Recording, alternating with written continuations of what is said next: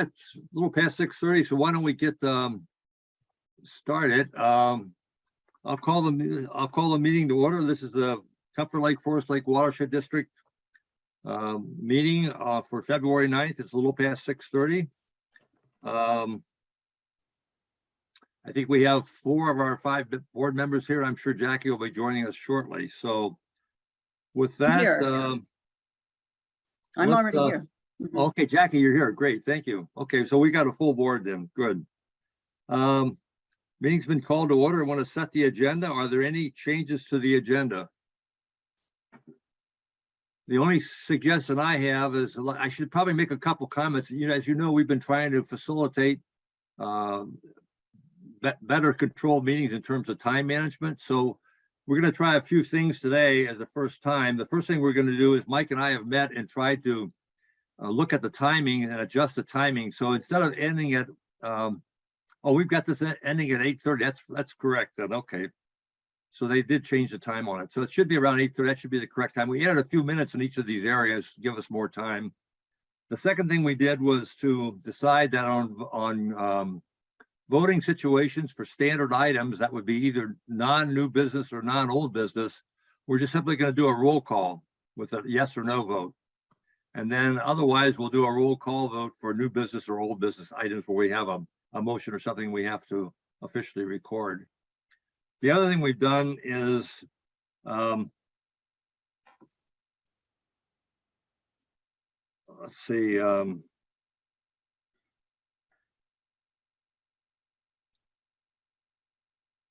If we exceed the time limit, we may tend to either call the question or table the motion till the next meeting. We'll see how that works. We'll decide how we're moving along. So those are some of the changes we want to change today and try today. So just so you're not surprised. So with that, then, if nobody has any suggested changes for the agenda, I'll ask for a motion to approve the agenda as it is. I move to approve the agenda as is. Thank you, Manager Taves. We need a second now? I'll second that motion. Thank you, Dave. Okay, all in favor, say aye. Aye. All opposed, no? No, Okay, motion passes. Thank you. Next item is new business. The first topic is 3A, Midwest Glacial Lakes Partnership. You want to cover that or introduce that, Beth?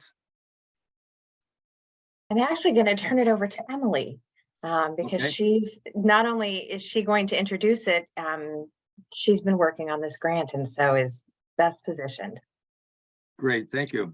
Excuse me, Mr. Chair. Yes. Sorry to interrupt. Just a note, and I wasn't sure when you stated it up front, but as far as the voting, given that the board is meeting under the remote meeting statute, it's required that all votes be roll call votes.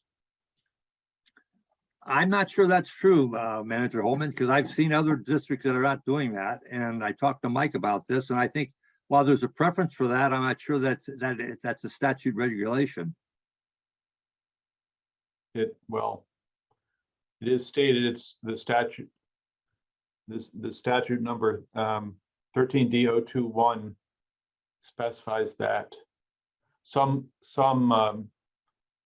organizations have remote participation under a different provision of the open meeting law, which doesn't necessarily require that. Okay, so you're recommending that we still stick with a roll call vote until we can resolve this situation? Yeah. Okay, that's fine. We'll do that tonight then. And I think we'll look into that because I think we can.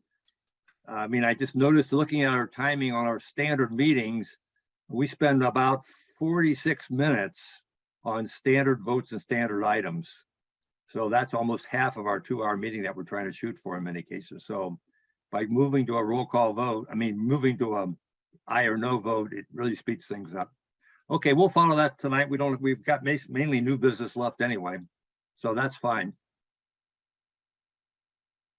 So I think put it back to Emily. Emily, you want to go ahead? Okay, Mr. President, managers, the first item that we have is a recommended action item with respect to a grant application we'd like to submit. The board had authorize the district administrator to apply for grants and enter into agreements for grants 40,000 or less. And we are planning on requesting, I think in the range of about 60,000 under this new grant program. The Watershed District hasn't applied to this program in the past, but we think it'd be a really good fit for our kind of increased prioritization on shoreline improvement projects. And so this Midwest Glacial Lakes program, it focuses a lot on fisheries and habitat for the lake and things like that. And so we thought it'd be a good alignment with our shoreline program. So that is what we are requesting. Okay, thank you, Emily. Before we get into any additional questions or discussion, I'd like to see a motion made for this item. If somebody could read the motion as stated in the bottom of the summary.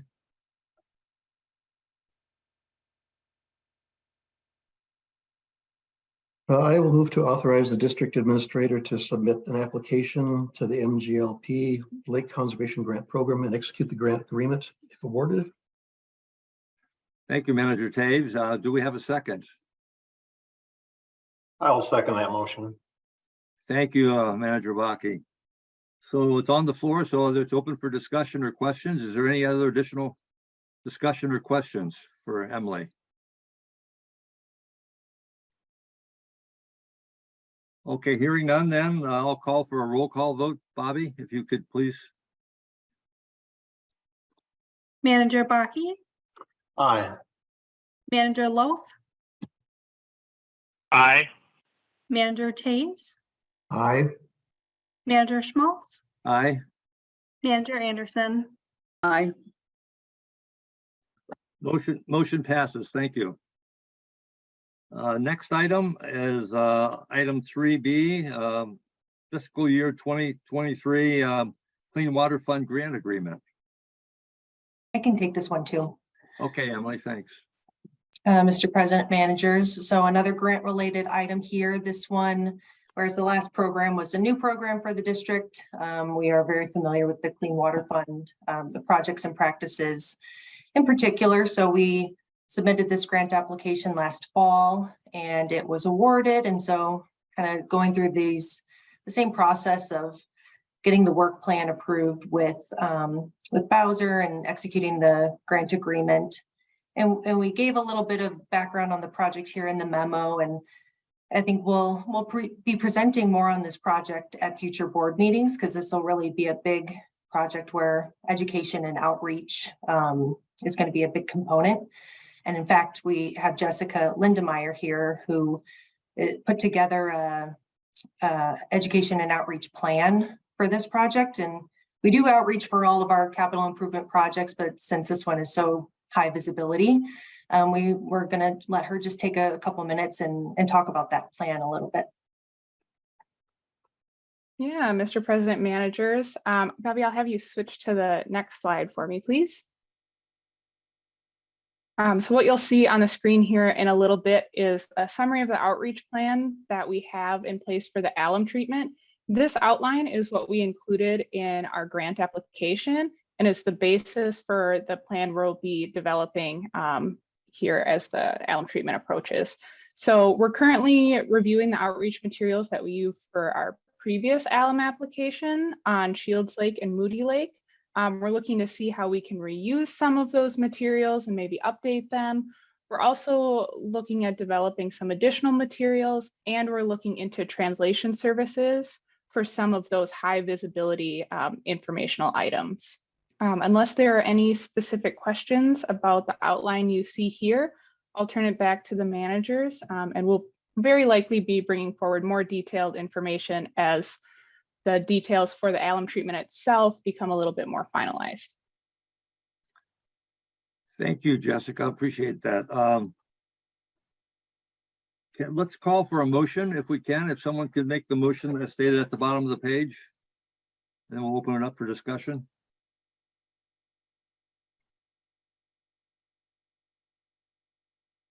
I'll make the motion that we move to adopt resolution 23-0203. Is there a second? I will second that. Thank you, Manager Taves. It's on the floor, so we can open up for discussion and questions.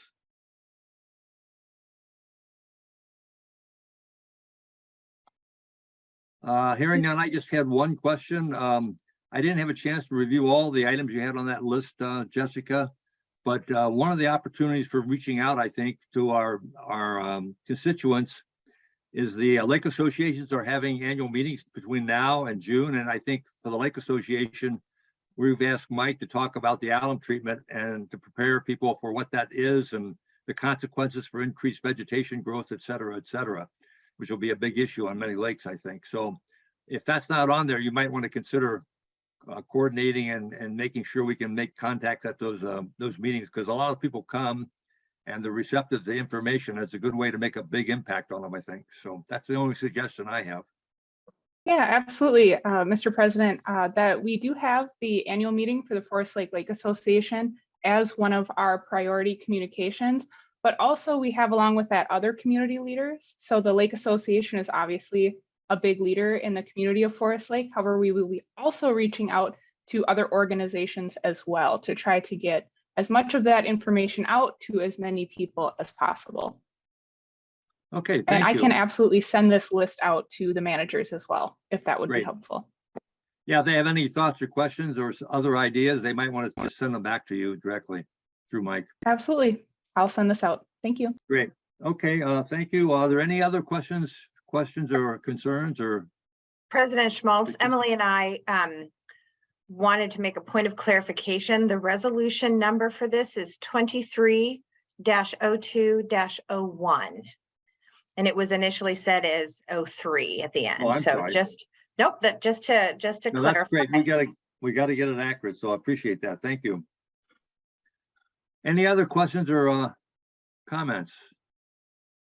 Okay, hearing none, then I'll ask Bobby to do a roll call vote.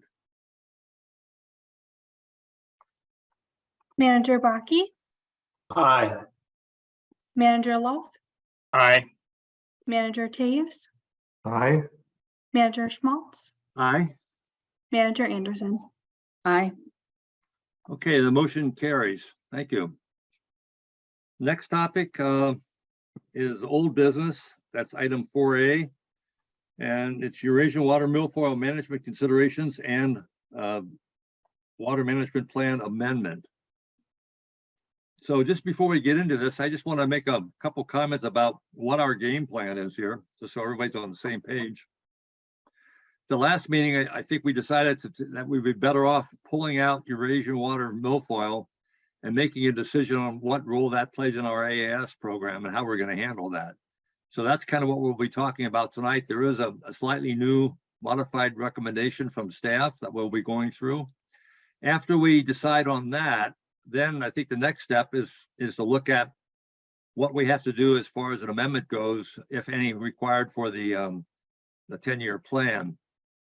And having completed that, then I think we want to move back to the LA grant program and look at what modifications, if any, we want to make on that particular program. So that's kind of the order of decision-making that we've kind of settled on. I hope everybody's comfortable with that. Manager Anderson has already submitted an updated version of her grant program. And that is not going to be considered tonight for two reasons. One, it came in a little late. It came in on Monday.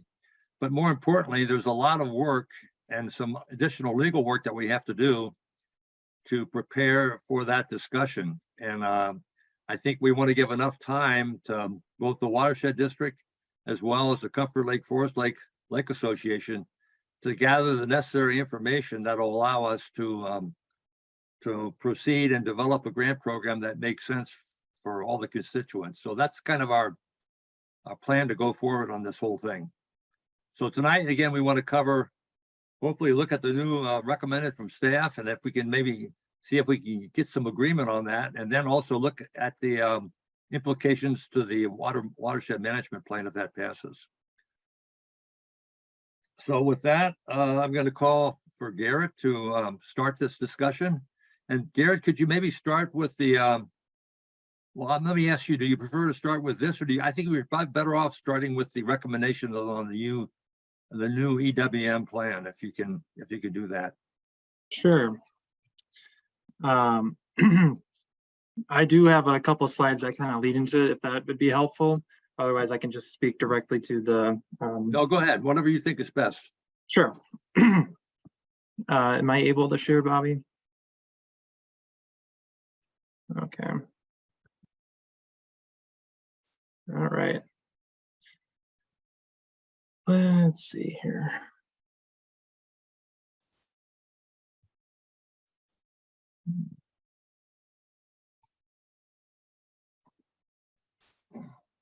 All right, is this full screen for everyone?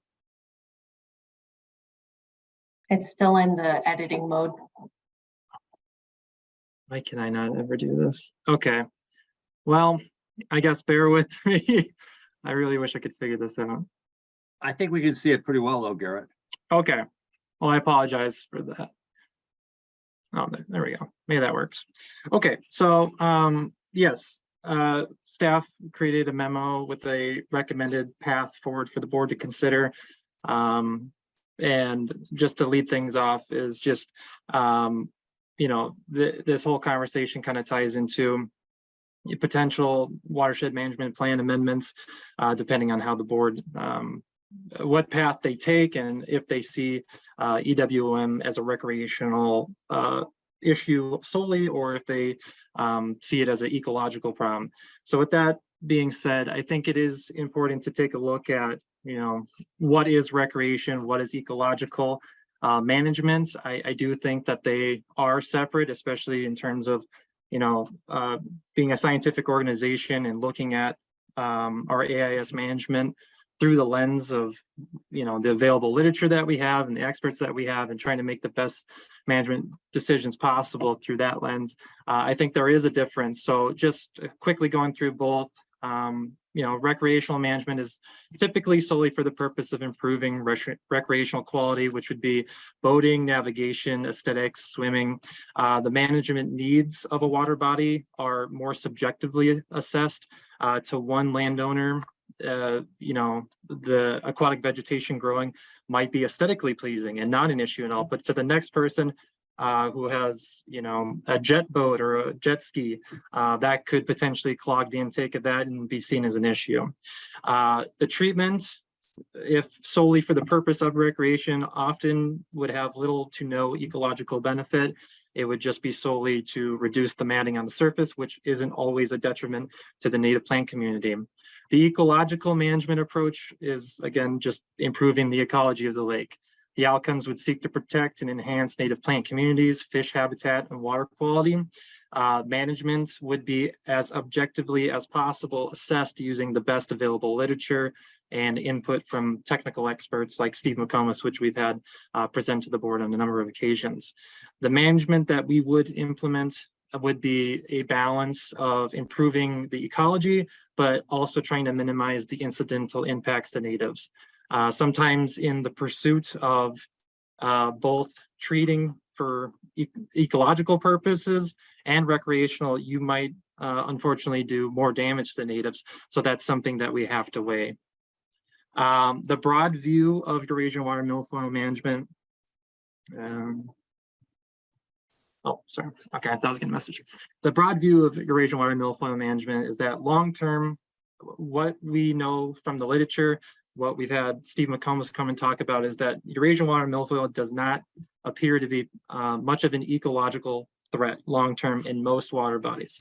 In most water bodies, it has the initial density boom. Once it uses up that nitrogen availability in the sediments, then it becomes less and less of an issue and kind of commingles and finds equilibrium within that water body. It is still present. It can still be seen as a recreational problem. However, in terms of it outcompeting native plants, it just doesn't seem to be as big of an issue as it once did. The treatments that would be performed for Eurasian water milfoil would mostly be considered for seasonal control, just knocking it down to provide seasonal relief. And that goes for both if you're attempting to do it for ecological purposes, which we'll get to in a second, or if you're doing it for recreation. The research points out that treatments alone are not effective in long-term strategy. It's not a long-term strategy in that it really comes down to other factors in the water body, that being water quality, addressing those sources of nutrients like the nitrogen that we talked about. This is certainly something that we're finding out with our curly pondweed management and research that we're doing right now, is that the yearly treatments aren't really going to give you a significant reduction in the abundance of the plant. You have to pair management with different other tactics. So, like I said, long-term Eurasian water milfoil, it's not much of an ecological threat. However, staff's recommendation is a bit of a compromise, I would say. It's looking at the year to year, I guess.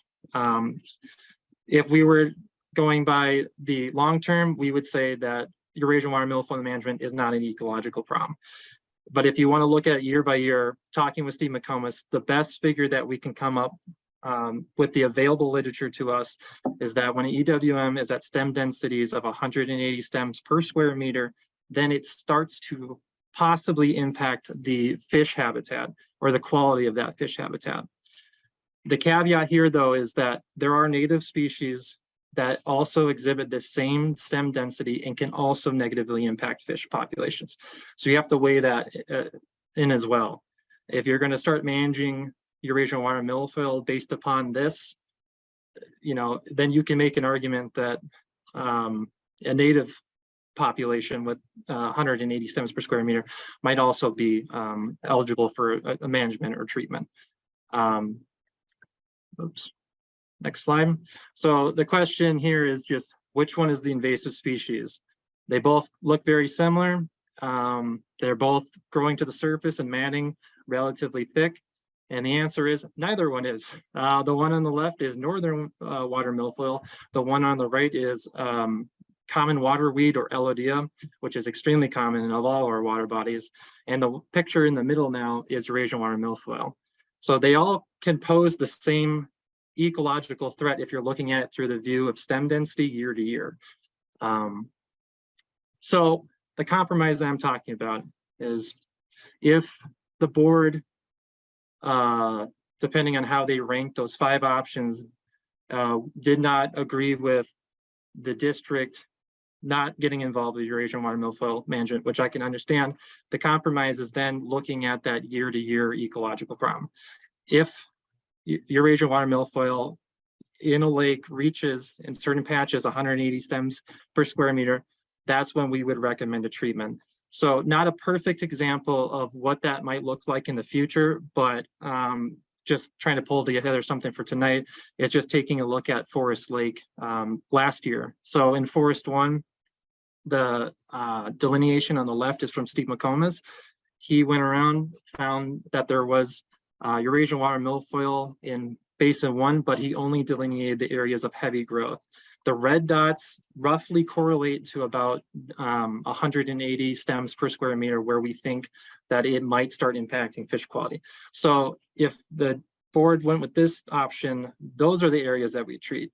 The map on the right is what the Forest Lake Association went with. They used the delineation from Steve McComas, but they added additional treatment locations that would have been light to moderate growth, which would pose no ecological benefit whatsoever, but they would be recreational.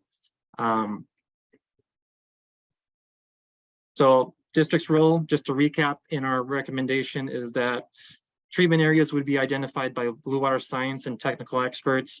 The district would only manage continuous beds of heavy growth. Again, heavy growth being defined as 180 stems per square meter.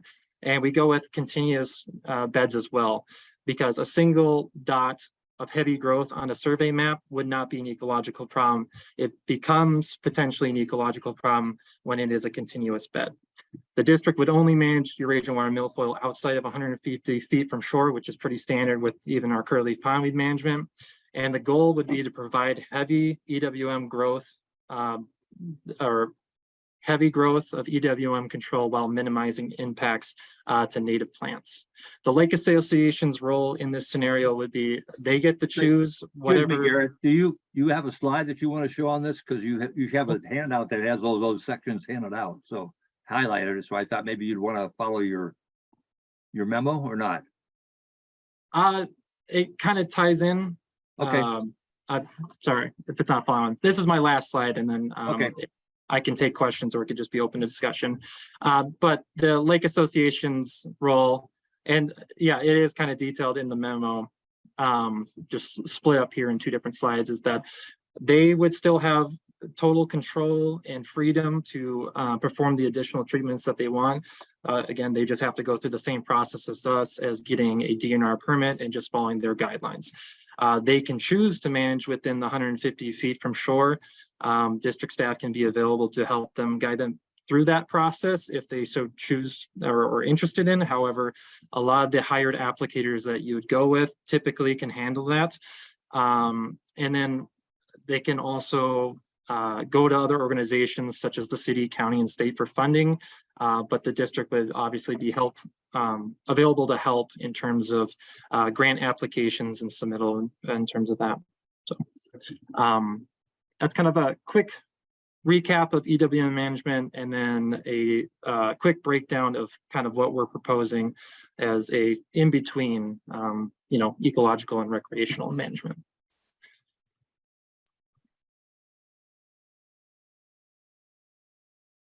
Okay, has everybody had a chance to see the memo that were the aspects that Garrett covered or organized in by headings? I think there's about 5 major headings, and then there's a motion at the end of that. Yes. So if anybody has any questions on any of those points, I think one thing that this does, it allows the Lake Association to treat as much as they want. And it also gives them the flexibility to actually work with within the riparian area, within the 150 feet area, and coordinate with the help of the watershed, other treatments along the shoreline, if people so desire that, and coordinate that through, say, a single vendor, which would be quite effective, I think, in controlling it.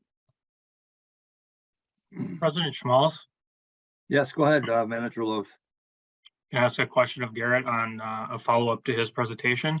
Sure, go ahead. I really like seeing the comparison of what Lake Association and Forest Lake treated versus what would kind of what would qualify for watershed application. If this is the direction that we decide to go, curious how easy it would be to compile maybe some additional comparative kinds of scenarios for all the lakes that currently have EWM in the district, and kind of compare what might fall within this program versus what the lake associations actually ended up treating. Yeah, I think I could probably work with Nokomis on coming up with something like that. It just so happened that the Forest Lake Association delineation last year just kind of fit the recommendation pretty well, where it was mostly just a patch of red dots, which would indicate heavy growth. And what we're proposing is kind of that compromise between, we're only treating ecologically or recreationally. It's kind of in the middle that works out. But yeah, I can certainly work with that. In the meantime, though, like I said, what we're proposing is focusing on those heavy growth locations, but not just a single one-off dot. Again, that could just be a handful of stems in one location. And that's not really going to pose either a recreational or an ecological problem. It'd be looking for a group, half an acre, say, or more, of red dots that we can group together and perform a treatment on, because then we can start to make the argument that there would potentially be a ecological issue in terms of fish habitat. And that grouping of treatment locations or dots or survey dots, however you want to say it, that is not something specific to what we're doing here. That's something that we do with all of our treatments, just because it's more effective when you have a slightly larger area to treat. So. Thank you. Say, one question I have, Garrett, could you mention whether if this approach, would this require an amendment to the 10-year plan or not? That I apologize for not bringing that up yet. So this recommendation was an attempt, like I said, to make the compromise and try to stick within what the language of our current 10-year watershed management plan has stated, and that we cannot manage for recreation at the moment, but Again, if we're solely focused on the heavy growth, which is 180 stems per square meter, according to Steve McComas in the literature, that's at the point where stem density can start to pose an issue to fish habitat. Again, that goes the same with native plants, which can exceed that as well. But I think you can make the argument that we can treat for ecological purposes. Also, going back to Manager Lowe's question about the other lakes, if I recall correctly, most of the other lakes have very small quantities of milfoil to be treated, less than 5 or 10 acres. And I think Comfort Lake is probably has the most potential for future growth, but the rest are pretty minimal, if I recall. So from a cost aspect, et cetera, it's unless things get out of control, it's a pretty small issue. Especially after the Comfort Lake Association treated last year with that whole lake treatment. I think that was pretty effective in knocking down the Eurasian water milfoil. Are there any other questions or concerns? My hand's up. Manager Anderson, go ahead. Yes, Manager Bakke can speak better to this, but Bone Lake had a real problem with EWM for 10 years or more. When the district was pretty new. But the issue that I don't see down here is this cross-pollination with native species that we see or hear about with Eurasian water milfoil, but not so much with the other AISs. And I don't see that on the rating at all, but one of the reports that we got from McComas, this was some years back, Bone Lake's plant community was almost half hybrid Eurasian water milfoil, still considered a invasive species. So I don't see that impact in this chart that was created, and this was done by Steve, correct? Yeah. So I think that needs to be addressed. I'm sure there's research on it. But I don't see that as, unless I'm missing it. Garrett, is Steve McComas here tonight? He is not. Okay. Yeah, I think I can address that though. I mean, the crossbreed is also considered an AIS. And therefore, as he's doing his survey work, if he has crossbreeds of the milfoil, that would be highlighted as being an invasive species and would be identified. So right now, Forest Lake has very minimal part of that, almost none. In fact, I think there's more natural milfoil than there is the crossbreed, if I recall, from the last cross-intercept survey that we've had. So that would be just considered another AIS. And I should also mention that as we move ahead, I think the next step in this process is to look at the other AIS species that are not in the lake today that are AIS, and may not have a significant effect on phosphorus, to also figure out how we would treat those and address those issues. So we'd have to complete that table for those other candidates and see what issues that brings up. That would be the next step, I think, in terms of following up. Well, I think the question that comes out of that statement, though, is whether or not phosphorus is going to always be the decision-making point about treating AIS. It may not, it depends on what the board decides, but right now, I think Yeah. what staff is recommending is that we start more conservatively. And I think the DNR prefers a more conservative approach in terms of how aggressive you are, but it still does give some flexibility to the lake associations to be more aggressive. And certainly in the case of Forest Lake, I can speak for it, is that we're always going to be more aggressive because we want to contain the milfoil into Lake One.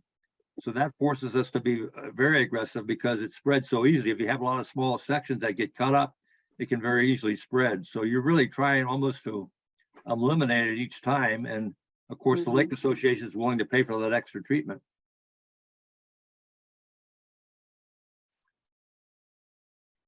Any other questions?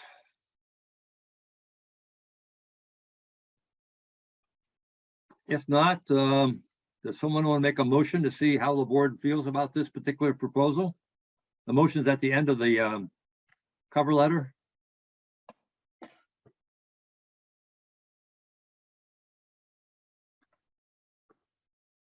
I will move to accept the proposed proposal of the district's EWM management plan detailed above. Thank you, Manager Taves. Is there a second to that motion? I'll second that motion. Thank you, Manager Loth. Bobby, are there any other questions or discussion?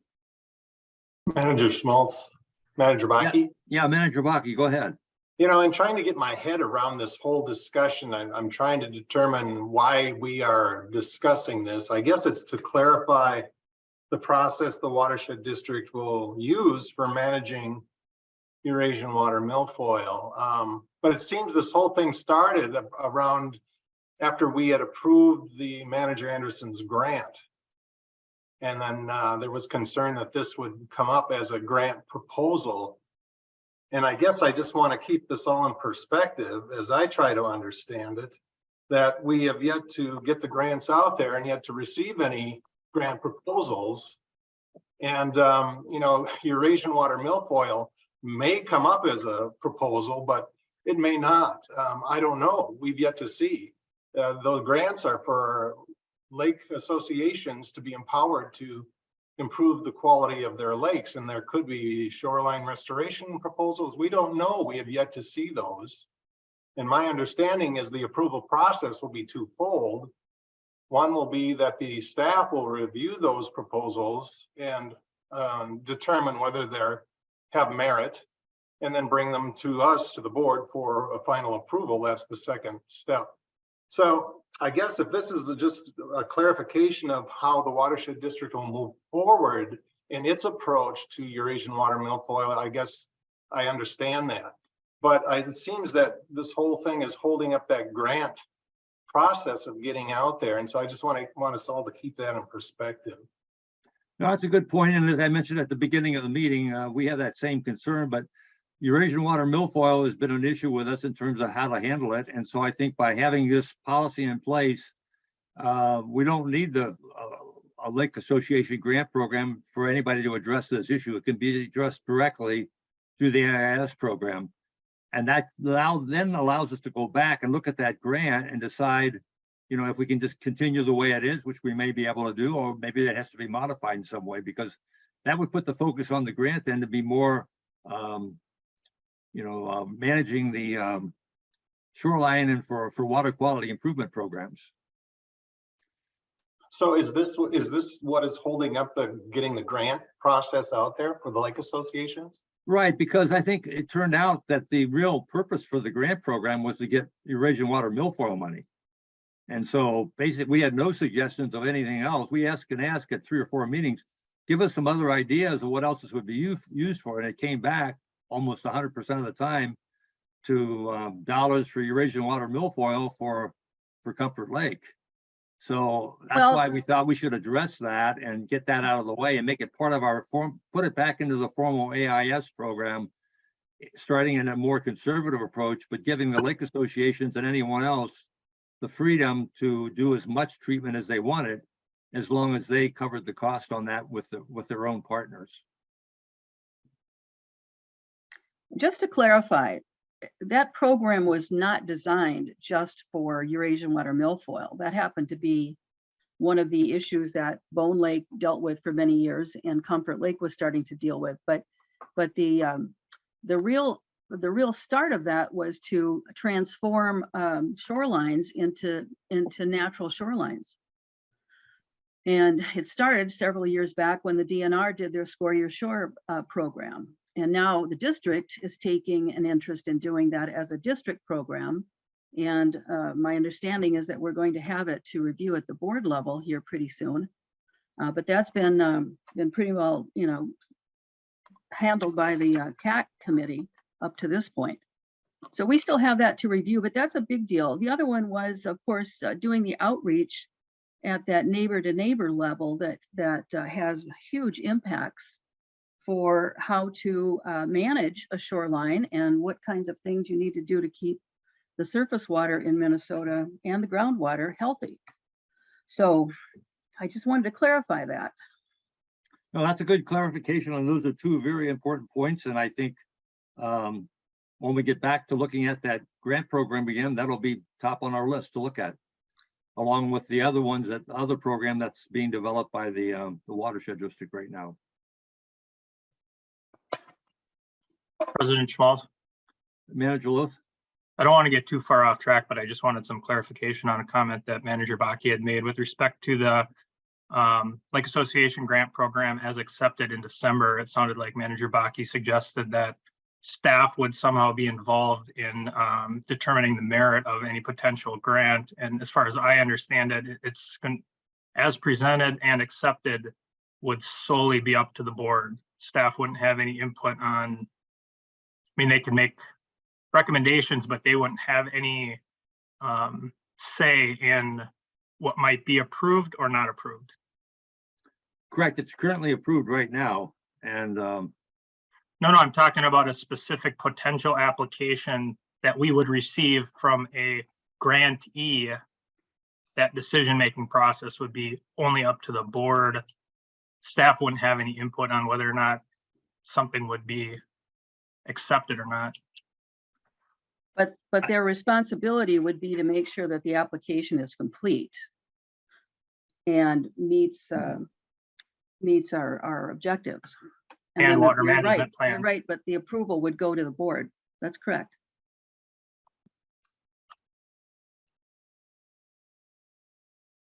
but again, that'll be the next task we'll be addressing. So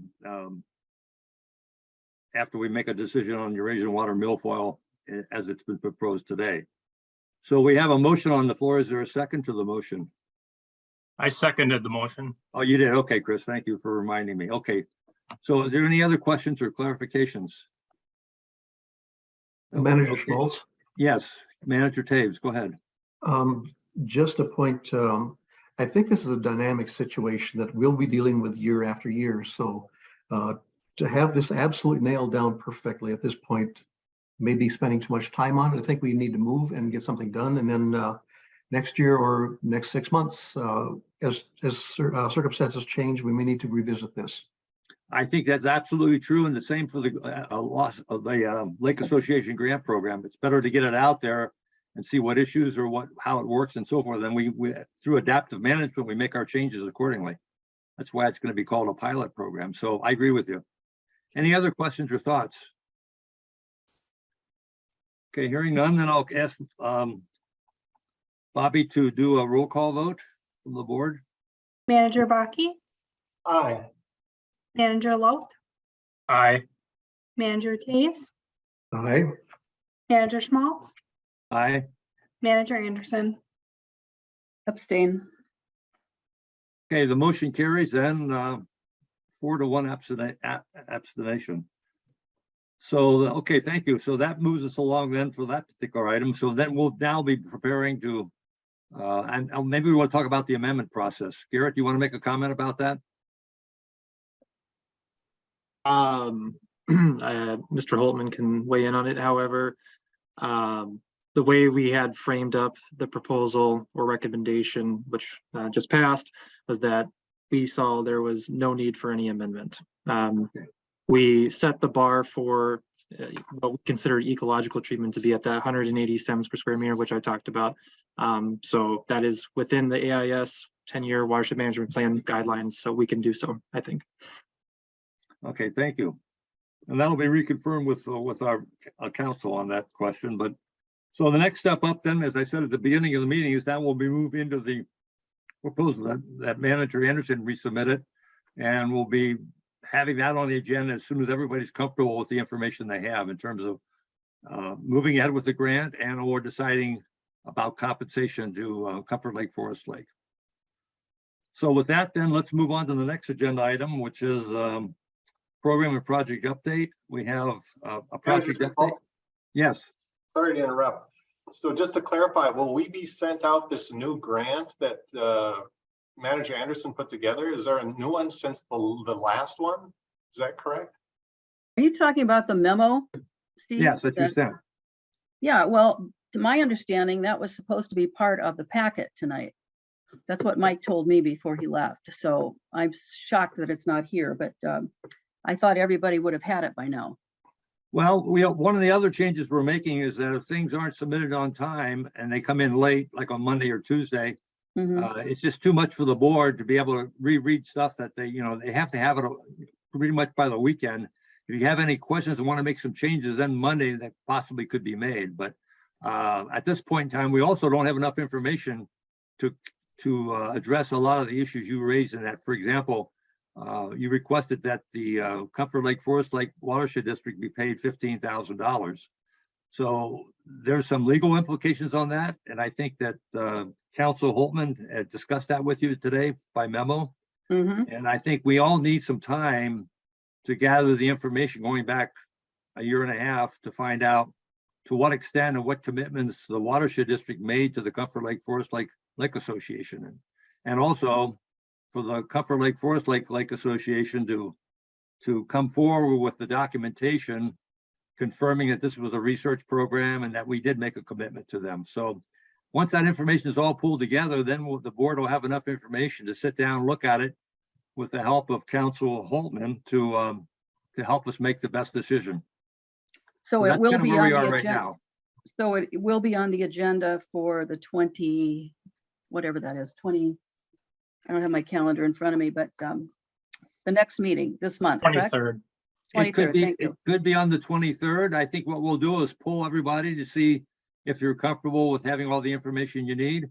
So that would be a very key point. So I think if everybody has the information at that point in time, yes, we would have it on that agenda. Otherwise, we would move to the next meeting Okay, because it's an important decision. And then once that's decided, then we would roll ahead with the program on whatever was decided at that meeting.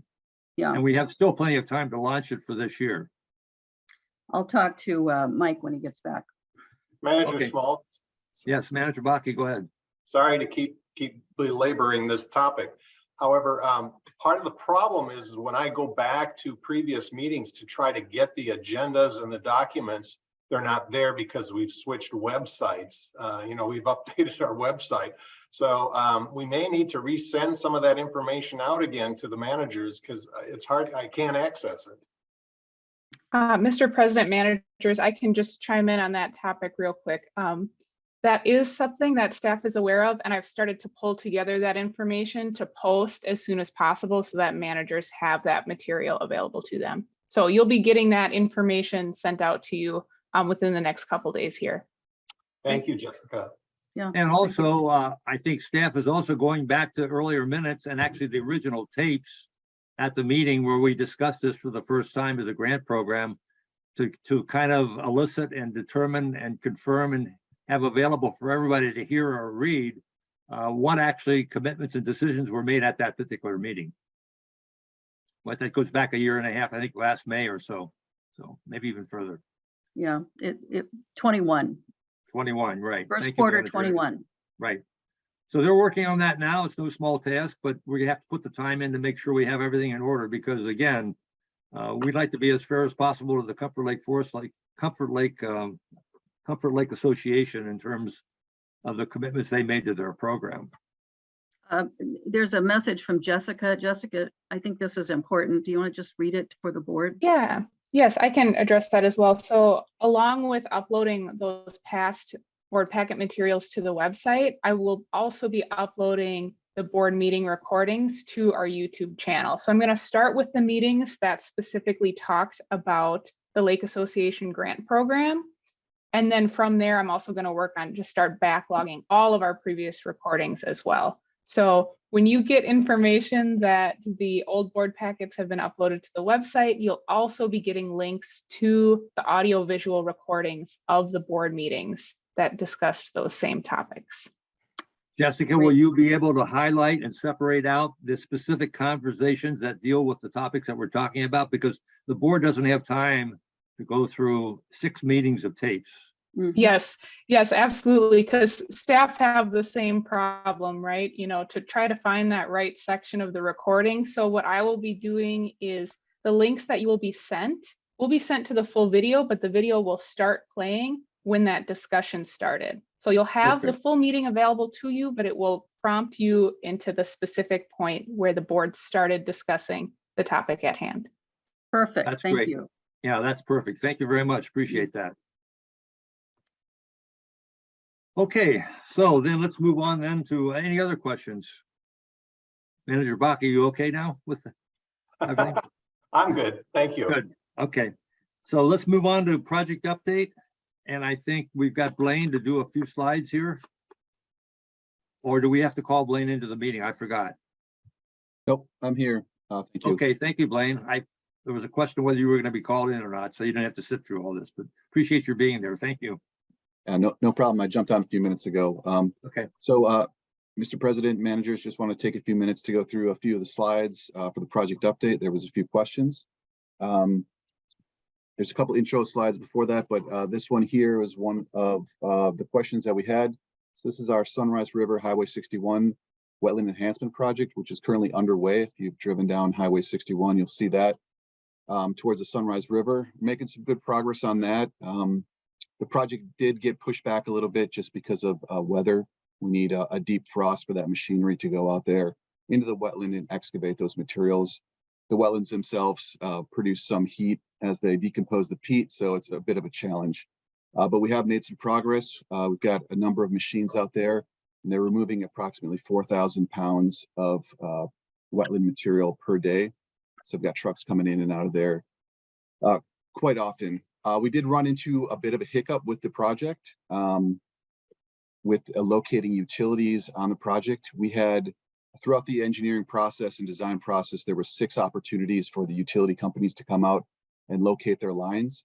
Some did better than others, but there was 3 companies that either just sent in maps and said, we don't have lines here, didn't actually come out to locate, or when they did come out to locate, did not locate them properly within the project area. So there was some confusion. We thought we had all our ducks in a row regarding utilities. Our contractor did a final locate before project implementation. Those companies did come out under frozen conditions and were able to access the wetland, which I believe is probably one of the issues. Their crews didn't want to get their feet wet in the wetlands to delineate or locate all those lines. So they did locate 3 lines that ran through the right-of-way alongside the project, 3 of which are going through the area where the weir is being constructed.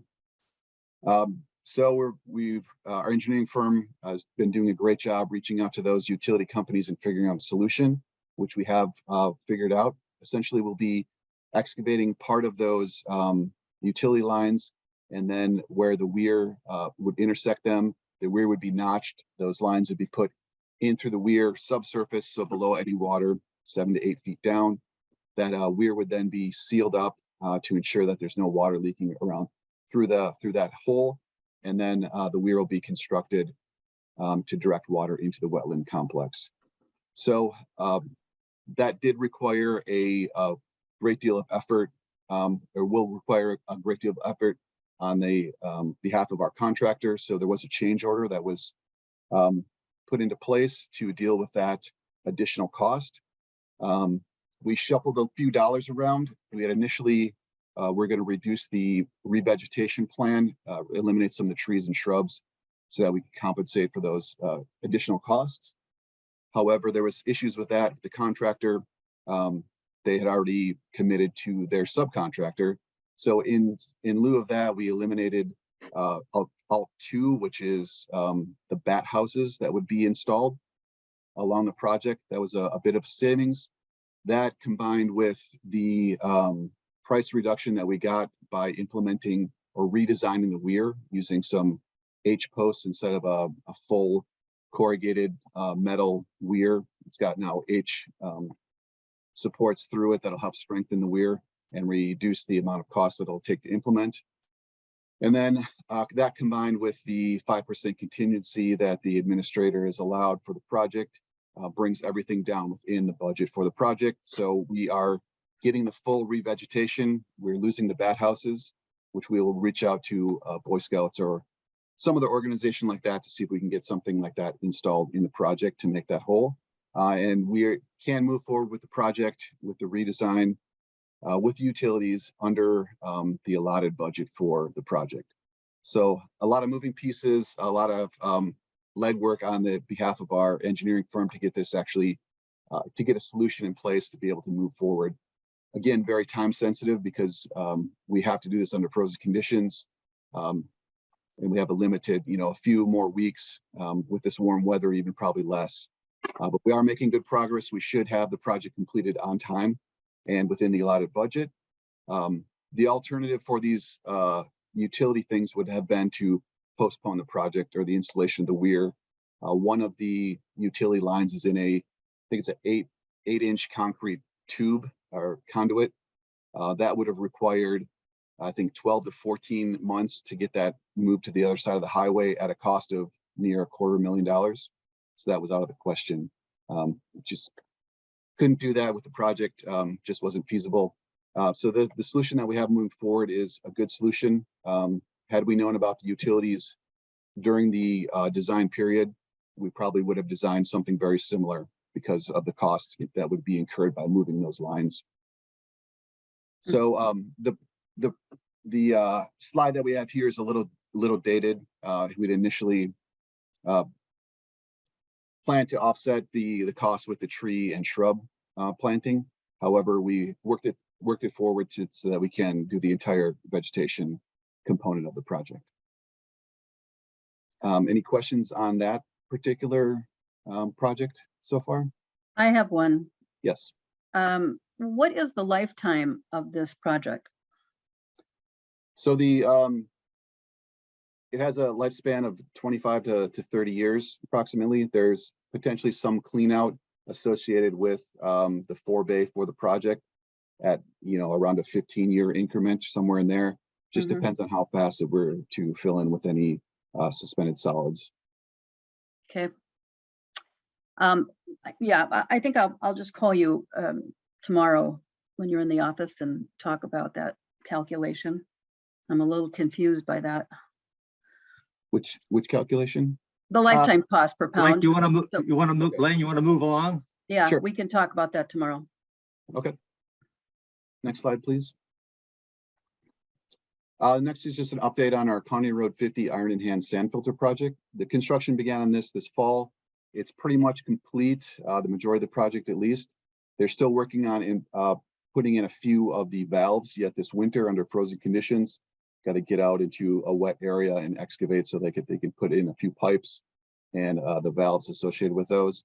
And then the electrical connection will be made and the control panel will be installed this spring. We should have the project online hopefully sometime in May. So this project's very close to being completed. Just those final little elements here this spring. And there'll also be some revegetation work this spring. One of the adjacent landowners has some potted plants that we can install, and there's additional potted plants and revegetation associated with the project itself. So that should come to life here pretty quick here in the spring, and that should be up and running shortly. Okay, great. Any questions on that program? Manager Smaltz, Manager Bakke. Yes, Manager Bakke, go ahead. Blaine, what is the control panel control? What is that about? Yeah, so there's a pump system that'll take the water from the ditch, pump it up into each one of these iron in hand sand filters, alternate between the two filters.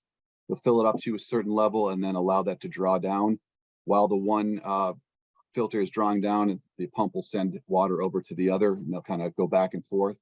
The iron in hand sand requires a drying period to oxidize and remove the phosphorus from the water column. So the control panel operates the pump system, essentially, regulates how the water's flowing between the two cells. Cool, thank you. Thank you, Manager Bakke. Any other questions? President Schmalz. Yes. Real quick, I Manager just wanted to say that the signage on the Highway 61 project looks really nice. I don't know if it's standard operating procedure to have those types of signage up for all our projects, but I think that's pretty cool. Thank you. Thank That was something that we added this year, and we kind of made a universal sign so that we can take it from project to project. Just, drawing everybody's attention to what the project is and referring them to the website so they can get any additional information that they might be interested in. Thank you. President Schmaltz, Yes. Manager Taves. I drove up there this morning. I drove there this morning just to see it close up and took some videos of it. I was amazed at the size of that project and just how busy it was. I'm really excited to see this thing come online. Been a while in making, but we're finally there. Yeah. So, great. Okay, anything else? And Blaine, do you have anything else or? I think there was one more slide. And I can just talk on that. It'll be real quick. Okay, Yeah, the WJ86 Western Tributary Project. This is a project we got a grant for this past spring. We're working on the feasibility report, and it should be brought before the board here at the next board meeting. The feasibility report will be delivered, and then we'll be ordering the project. So we're well on our way. We've got the wetland delineation work done. We'll be working on the design after the project is ordered and permitting, and we're close to getting the agreement in place with the landowner to implement the project. Hopefully, if all goes well, we'd be implementing this project next winter, along with the Moody Capstone project as well. That'll be, the Moody Capstone would be brought before the board on March 9th, I believe, at that board meeting. So things are progressing well, and hopefully we'll have 2 more projects to implement next winter. good. Thank you. Okay, well, thank you, Blaine, and kudos to you and the contractor and the EOR for working around that surprise that you guys had. It was really kind of discouraging to see that, but you guys really did a great job in working around that. So thank you very much. Appreciate it. And then to come in on time and still under budget is quite an accomplishment. Thank you. Thank you. Next we have 5B program update, and this is another one of our important programs for the division interagency communication, and Beth is going to cover that for us so we have a better understanding of what that is and why it's important. Beth? Absolutely. Thank you all. Thank you, President Schmaltz and managers, for letting me join you this evening and kind of continue this effort to communicate with all of you and keep you in the know about some of the programs that we're doing and the support that our programs give to our overall efforts and our projects. We're going to talk about interagency communication right now. And I was inspired by a conversation I had with our own Emily Hines as this was kind of coming together. And she shared a quote with me that says, if you want to go fast, go alone.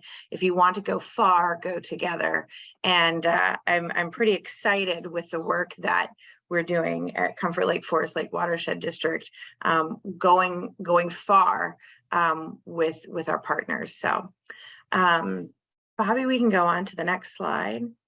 So the Watershed Management Plan does identify interagency communication as a priority issue. The program focuses on supporting other organizations and regional efforts. The board and the staff have varying responsibilities within this program. And the Watershed District strategies and successes really place us in a unique position to provide both support and leadership to our partners and stakeholders. So the other important thing about interagency communication is it supports work across all of our programs and projects at the district, and it really amplifies the work that we're doing and keeps partners informed and in support of our efforts. It really turns our partners into allies. Now, the Watershed Management Plan does identify 5 areas within interagency communication, and I'm really going to focus on, the ongoing initiatives component of that and the engagement that we're doing there. But interagency communication also includes our work in modeling, GIS, the district web map, and boundary reviews. We can go ahead and keep moving, Bobby. So within the Watershed Management Plan, there are 4 program goals for interagency communication: coordinating efforts with partners to ensure the most efficient and cost-effective use of funds, act as the local office for facilitating public input on water resource related issues, and then reacting in a timely manner to concerns of citizens, and then also operating in an open and transparent manner.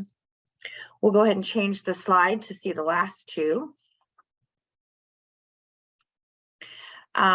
Other goals include participate in the evaluation of the total maximum daily load studies and implementation of projects and programs to address impairments, and then working with the Lower St. Croix River partners to achieve the goals of the Lower St. Croix One Watershed, One Plan.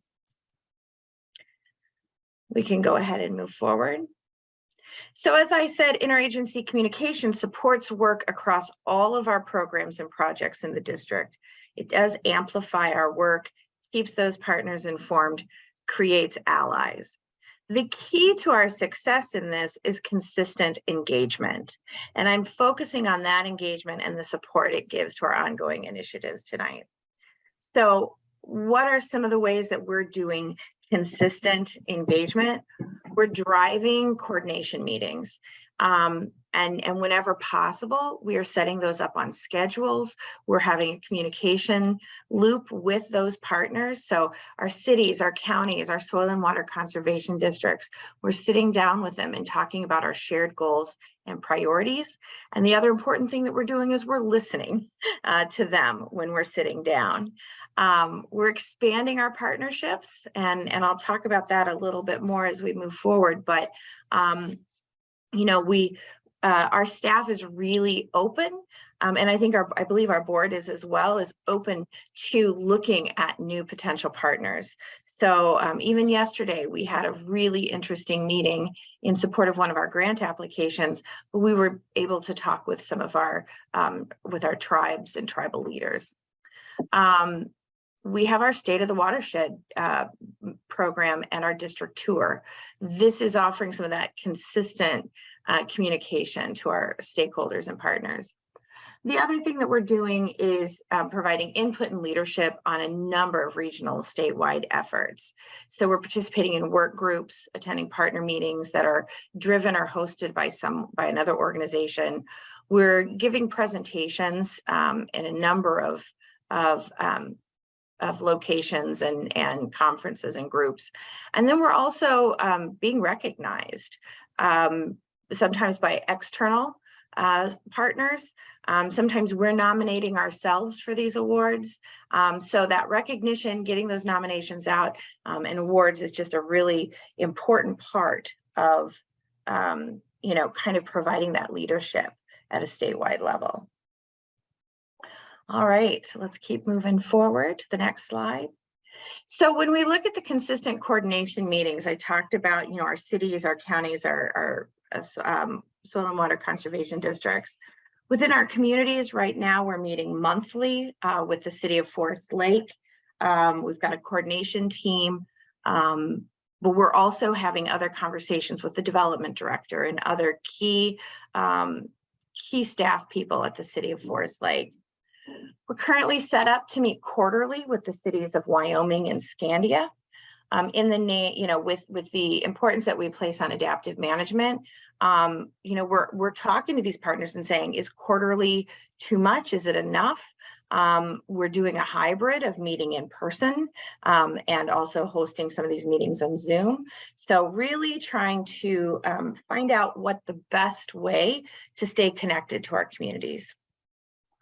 Our soil and water conservation districts, Aiden has really worked hard to have kickoff meetings with both of our soil and water conservation districts this year, and we're going to be meeting quarterly with them as well.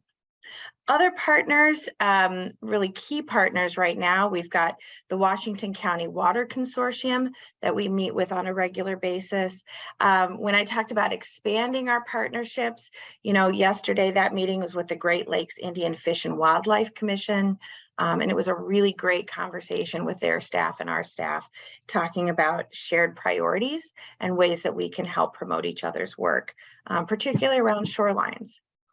So, you know, we're going to just continue to communicate with these partners, meet with them, and adapt to what everyone's needs are to make sure that we continue to really strengthen these relationships. All right, we'll go ahead and move forward. So we also talked about some of the work that we're doing and the leadership that we're providing in regional and statewide efforts.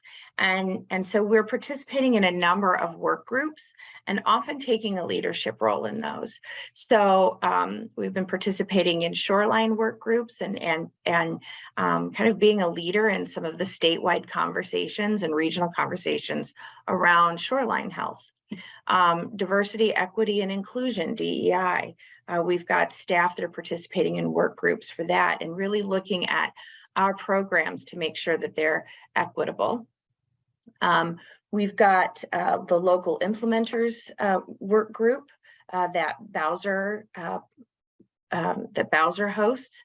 In fact, our district administrator, Mike Kinney, presented to them earlier this week. I apologize, that was last week. So there's a Metro Regulators work group that our permit coordinator participates in, and then there's a number of outreach work groups. The key here is to provide leadership within these work groups, but also learn from these collaborators and these partners so that we're not, wasting important resources to reinvent wheels, that we can really learn from the good work that's going on. We're providing leadership within the Lower St. Croix. The board and staff members are attending a lot of those meetings, and we're participating in committees. The Washington County Water Consortium, we're providing, we've done presentations for that group, as well as providing input on future programming. I want to speak a little bit more to the shoreline leadership that we are providing. We have been invited to participate in the state shoreline work group. It's the Natural Shoreline Work Group. It has members of the DNR staff, Bowser, the Minnesota Pollution Control Agency, several NGOs, and we were the first watershed district to be invited to participate in that work group. So we're really proud of the role that we're playing in there and the input that we've already been able to provide. We've assisted and taken leadership in developing a resilient shorelines workshop that's aligned with the Lawns to Legumes program from Bowser and Blue Thumb. And that is receiving a lot of recognition. And we were able to actually have staff in a meeting talking with John Jaschke, the head of Bowser, about the work that we're doing with this shoreline workshop and the collaborations that we're building. And finally, recently, we convened a meeting with our lake associations as part of implementing our shoreline program here at the district. And this is part of beginning that consistent communication with our lake associations and supporting the work that Garrett does. All right, we'll keep going. So I apologize, one of my lights just burnt out, so I got a little bit dark here, but I'm going to keep moving, and I'm almost done. We're providing a lot of input and leadership at those regional and statewide efforts. Some of the outreach work that we're doing with other organizations and agencies is through Watershed Partners. Obviously, we're familiar with the East Metro Water Resource Education Program, and we really started to get more involved with the Blue Thumb program. It provides really good resources, and we're also able to provide some leadership. We're making sure that we're giving presentations and talking about our great work that we're doing, both to the regional work groups. You'll see Mike Kinney presenting at that regional work group I talked about. We're making sure that we're presenting at Bowser Academy and MAUD. So really trying to make sure that if a staff member is going to a conference, are there opportunities for us to also present at that conference? We've got amazing results, and it's important that we share them and tell our story. And then also the awards and nominations that we're doing, making sure that we're putting our staff and our projects and our programs in the spotlight. So again, this interagency communications, we're supporting work across all of our programs and projects in the district. It is a critical effort for us in telling the district story, and it's really working with our partners and the people, because that's what this is about. It's about building relationships, because while many of our partners are agencies, it's their staff, it's their people. And one of the things I've been so impressed with is the relationships, that our staff are forming and the respect that we have with our partners. So even when we're working with the city, maybe we have a difference of opinion or a disagreement over how a policy should be implemented or an ordinance, there's great respect between the different staff, and we're able to come to resolutions so much better. So it's really planning, making sure that we're planning, having ongoing planning to integrate this work into all of our efforts. It's tying into our communications, outreach, and education plan. It's tying into the work plan specific to interagency communication, and also making sure that we're planning with our partners. This is not accidental work. It's very purposeful. So we are choosing a purposeful approach towards interagency communication. We're always looking for ways to improve, and we're building engagement with as many partners and organizations as we can as we identify those shared goals and shared efforts. And finally, as I said, we call it interagency communication, but it's really about developing the relationships with the people as well. And then it's people that we do this work for. It's people that we do this work with. And it's engagement work, but it's building that trust. So that is all I have. We've got one last slide that just gives you my contact information at the district, but does anyone have any questions? I really appreciate you sticking with us for this. Any questions? Or Manager Schmaltz, Manager Baki. yeah, go ahead, Manager Baki. Beth, I really appreciate your work and the outreach. It looks like it's going very well. I know from my own experience on our Tuesday Bone Lake Association meeting, we had Garrett there, we had Aiden there, and then we had a young lady from the Clean Water Legacy Partners Pilot Grant Program sharing the grant that's available. And members of our association were very excited about applying for a grant that's due February 15th. And we were told to contact Emily by Friday. So, but it got people excited knowing that, there could be resources to support shoreline restoration. And so the outreach is making an impact. People are excited about that. So keep up that good work. Thank you. Thank you. That, that outreach, that relationship building is so critical to telling our stories, right? And building that trust. And it's exciting work. Thank you. Thanks, Beth. You covered a lot of information in a short amount of time. We appreciate that. Thank you for being well organized. Thank you. Okay, moving on. Next step is summary and approval of board direction. Mr. Chair, the only item that I have is Manager Lowe's request that staff pull together some information about Eurasian water milfoil treatment that was conducted by lake associations and how much of that would be addressed under the district's newly adopted approach to management. Thank you. Any other additions to Council Holtman's summary? Okay, if not, then thank you. We'll move on then to administrative review. And in this session, we are going to move into closed session as requested by Mike. And he's not here tonight, as you know. So what we're going to be covering tonight then is a review of his performance against the SMART goals. Then we have a need to look at his compensation. And then finally, Mike had submitted his 2023 SMART goals. And we have input from the board members. So we want to look at that and decide what we want to send back to Mike in terms of our comments on his proposals for next year. So with that, I think, Chuck, we don't need a motion to move into closed session, do we? We just declare it? Mr. Chair, you would have a motion. Okay. And in addition, under the open meeting law, Mike, if the board wishes to go into closed session, the person being evaluated may request that the discussion occur in open session.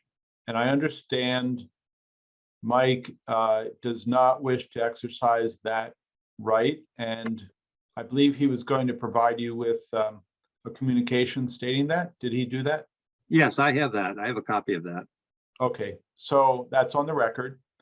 And so, yeah, now you would just need a motion to go into closed session to evaluate the performance of the administrator.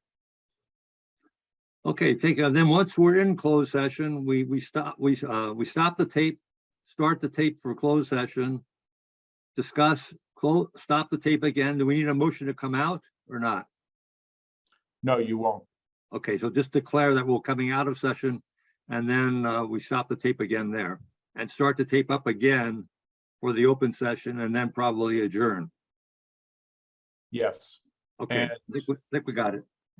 And of course, folks other than managers can now retire to their evening brandy.